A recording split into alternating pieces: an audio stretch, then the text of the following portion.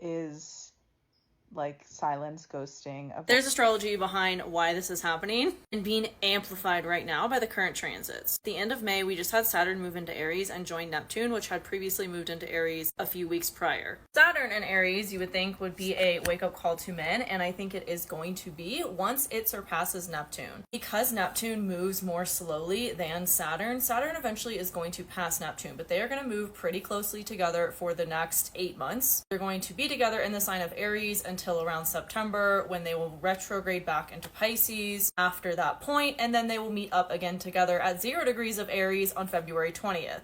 Aries is the sign of the masculine energy, of men. And Chiron has been in Aries since 2019, which I myself don't know who else falls into this category. I've been single since then. Because the collective energy of men has been going through a deep healing process. Chiron is the wounded healer. It brings up triggers and wounds for us to look at, see, so that we can heal them and move on from them. Chiron takes 50 years to orbit all 12 zodiac signs, so we haven't seen this kind of behavior or triggered men in 50 years. Most of us alive today who are single were probably not alive the last time Chiron was in Aries. So this is a pretty big deal, and why the dating scene has really been a struggle since 2019. I do believe like a year from now it will get a lot better because Chiron is going to move into Taurus, and like I said, Saturn will be ahead of Neptune at that point. Saturn on Neptune is like major avoidance. When we're trying to hold people accountable and be the authority, Saturn, they want to avoid Neptune and be dismissive. And we're seeing that come at the forefront of society right now so that we heal these things about our collective and social dynamics. I really think what we're seeing is a role reversal where the women are going to start to have to hit on men and get their numbers, whereas before, historically it was the complete opposite. I think we're really seeing a full-on role reversal, and so men don't really know where they stand in society anymore. And there is this push for things to kind of return a little bit more to how they used to be. But I also think we're in like a transition of that where people don't really know where they stand or fall anymore, and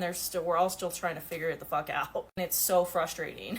Never before have we experienced this type of time period where these things are so at the forefront of our society and dynamics. So the advice, continue to stop putting up with the bullshit. I've been heavy on the apps lately, and I cannot tell you the amount of men I have unmatched, blocked, refused to talk to just because of their behavior after I set boundaries and standards. It's ridiculous. But we're moving on. We're focusing on the positives. Seeing all of it as part of the plot that is thickening the entertainment you experience in your life. Otherwise, life would be boring, right? But that said, I do think it will be better in like a year from now. We just have to continue to set our standards and boundaries and keep them high, because eventually men will have to rise to meet them. What are your thoughts? How are you experiencing this transit? Let's chat about it in the comments.